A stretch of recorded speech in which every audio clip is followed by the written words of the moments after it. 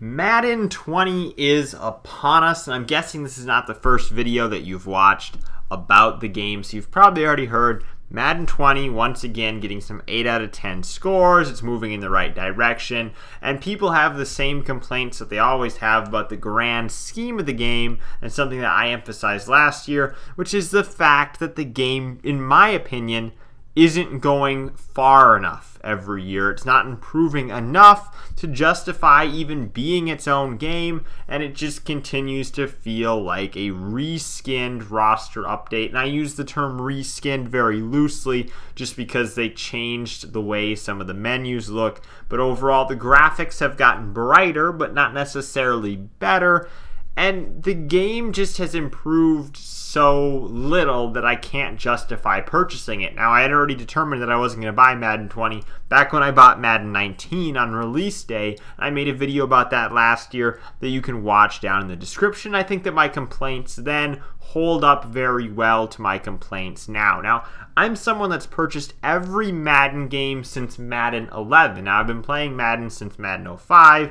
I didn't buy Madden 11 because obviously I'm a Vikings fan. I didn't want to own a game that had that man on the cover just a year after that heartbreaker. Actually, I didn't buy it because I was a kid. I didn't have the money to buy it on opening day like I did thereafter. However, Madden has improved so little if you take a look at Madden 25 up until, Madden 20 today. Now, that Madden 25 was a launch title on the next-gen consoles, and you get to Madden 20, and you just see that the game hasn't improved that much over this console's generation.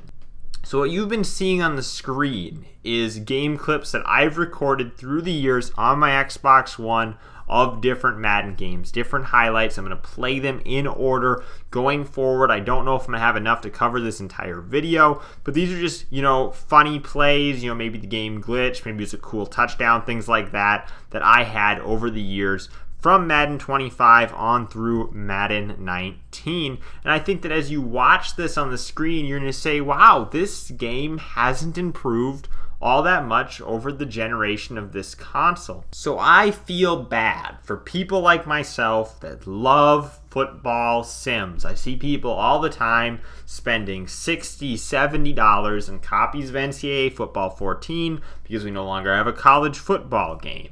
I see people like myself that are still playing old 2K games, 2K5 on the original Xbox, 2K8 if you want a little bit better graphics on the 360 and are okay with not having the NFL license. We're playing old games and we're stuck doing this because the current generation Maddens are no good.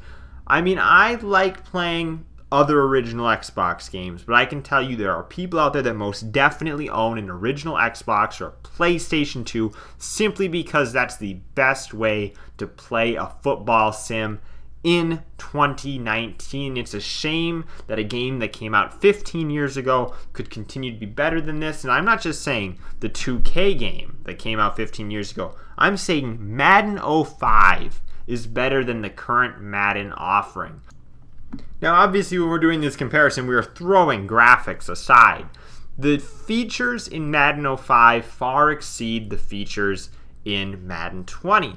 I would maybe say Madden 07, only on last-gen consoles, clarification, was maybe the pinnacle of this Madden series. That was maybe the best Madden 07 on last-gen consoles. For some reason, Madden 07 on the 360 and the PS3 is really bare bones compared to the PS2 and original Xbox version of the game, which is something that I've never understood. And then, of course, I got to talk a little bit about the mobile Madden experience, which is back to being Madden Mobile. I did not play Madden Overdrive very much last year. Apparently, maybe not a lot of people did play Madden Overdrive last year because they brought back Madden Mobile. It's something that EA loves to do. The marketing department loves to, appeal to 1 year nostalgia, 2 year nostalgia, and bring back features that a few years ago they had but took out. And now they brought them back. One of the big things this year on Madden 20 is the existence of the Pro Bowl, which existed 15 years ago, but they took it away in Madden 13 and now they brought it back. So that's a big re-edition. People are joking that they took the refs off the field in Madden 20. no joke, they actually did take the refs off the field. But in a few years, they'll probably bring the refs back, and they'll talk about how innovative it is to actually have the refs on the field. It's something that they've done over and over again. They take out a feature, they put it in a few years later, and they act like it's a new feature. And this whole time, we are playing a broken, just weak game in a monopolized system that hasn't seen much true competition. Now, the Doug Flutie Maximum Football game will come out in September. It will, as far as I understand, carry the CFL license. It will have the actual CFL teams. It will have college teams, so I would assume that it'll be like the University of Minnesota or Minnesota College, but it won't be tied to the Gophers. It won't have the proper mascot because of the licensing issue. Maybe it'll have the correct colors.